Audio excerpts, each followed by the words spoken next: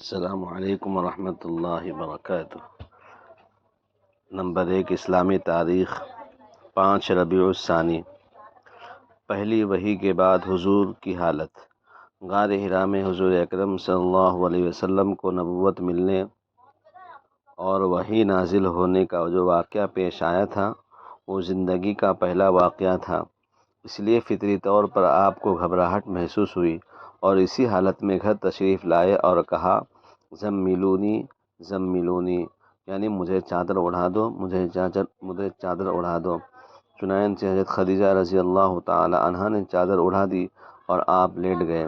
جب کچھ دیر کے بعد سکون ہوا تو سارا واقعہ آپ صلی اللہ علیہ وسلم نے حضرت خدیجہ رضی اللہ تعالی عنہا سے بیان فرمایا، اور آپ صلی اللہ علیہ وسلم کی جانثار اور عقل مند بیوی تھی۔ انہوں نے آپ کو تسلی دی اور کہا آپ نیکی کرتے ہیں، صدقہ دیتے ہیں، ضرورت مندوں کو کھانا کھلاتے ہیں، اللہ تعالیٰ آپ کو ہرگز ضائع نہیں کرے گا۔ پھر وہ اپنے چچا زاد بھائی ورقہ بن نوفل کے پاس لے گئی، وہ تورات و انجیل کے بڑے عالم تھے، ان سے سارا واقعہ بیان کیا۔ انہوں نے کہا کہ خدیجہ، یہ تو وہی فرشتہ ہے جو حضرت موسیٰ علیہ السلام کے پاس آیا کرتا تھا، اور یہ اس امت کے نبی ہیں۔ کاش میں اس وقت تک زندہ رہوں جب قوم ان کو نکال دے گی تاکہ میں ان کی مدد کروں۔ حضور صلی اللہ علیہ وسلم نے فرمایا، کیا میری قوم مجھے مکہ سے نکال دے گی؟ ورقہ بن نوفل نے کہا ہاں، جو بھی نبی آئے ہیں ان کے ساتھ قوم نے اسی طریقے کا معاملہ کیا ہے۔ نمبر 2، اللہ کی قدرت۔ ہاتھی۔ اللہ تعالیٰ نے دیگر جانوروں کے مقابلے میں ہاتھی کو بڑا ڈیل ڈول والا بنایا ہے اور زبردست طاقت عطا فرمائی ہے۔ اس کے پیر عمارت کے 4 ستونوں کی طرح مضبوط دکھائی دیتے ہیں، کان بڑے پنکھے کی طرح معلوم ہوتی ہے، آنکھیں عام جانوروں سے بھی چھوٹی ہوتی ہیں۔ سب سے زیادہ انوکھی چیز اس کی سونڈ ہے، جس کی مدد سے وہ ان پہاڑی جنگلات میں جہاں مشینیں اور کرین نہیں جا سکتی، وہاں اس کی جسمانی طاقت اور سونڈ کی مدد سے بڑے بڑے درختوں کو اکھاڑ لیا جاتا ہے۔ آخر انسان کی ضرورت پوری کرنے کے لیے اللہ تعالیٰ نے اپنی قدرت سے کیسے کیسے جانور پیدا کیے ہیں۔ نمبر 3، ایک فرض کے بارے میں۔ تمام اعمال کا دار و مدار نماز کی صحت پر ہے۔ آپ صلی اللہ علیہ وسلم نے فرمایا، قیامت کے دن سب سے پہلے نماز کا حساب ہوگا۔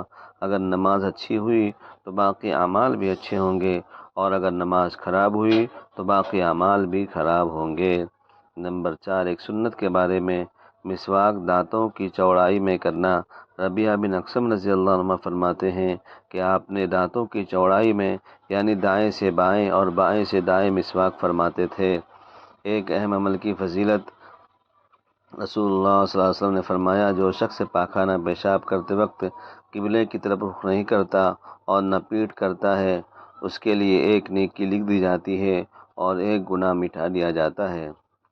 نمبر 6، گناہ کے بارے میں۔ رسول اللہ صلی اللہ علیہ وسلم نے فرمایا، زکوٰۃ ادا نہ کرنے والا قیامت کے دن جہنم میں جائے گا۔ نمبر 7، دنیا کے بارے میں۔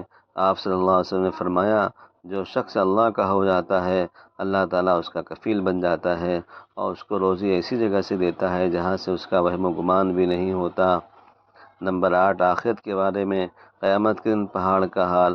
قرآن میں اللہ تعالیٰ فرماتا ہے، لوگ آپ سے پہاڑوں کے بارے میں سوال کرتے ہیں تو آپ فرما دیجئے کہ میرا رب ان کو بالکل اڑا دے گا، پھر وہ زمین کو ہموار میدان کر دے گا، تم اس میں کوئی ٹیڑھا پن اور بلندی نہیں دیکھو گے۔ نمبر 9، طب نبوی سے علاج۔ بخار اور دیگر بیماریوں سے علاج۔ حضرت ابن عباس رضی اللہ عنہ فرماتے ہیں کہ آپ صلی اللہ علیہ وسلم نے صحابہ کرام رضی اللہ عنہم اجمعین کو بخار اور دوسری تمام بیماریوں سے نجات کے لیے دعا بتائی۔ بسم اللہ الکبیر، اعوذ باللہ العظیم من شر کل علق نعر ومن شر حر النار۔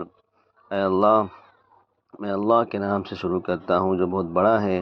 میں بہت ہی زیادہ عظمت والے اللہ کی پناہ مانگتا ہوں ہر بارش مانگنے والے رگ کی برائی سے اور آگ کی گرمی کی برائی سے۔ نمبر 10، قرآن کی نصیحت۔ قرآن میں اللہ تعالیٰ فرماتا ہے، بے شک اللہ اس کے فرشتے حضور پر رحمت بھیجتے ہیں، ایمان والو تم بھی ان پر درود و سلام بھیجا کرو۔ اللہ تعالیٰ ہم سب کو عمل کی توفیق عطا فرمائے، آمین۔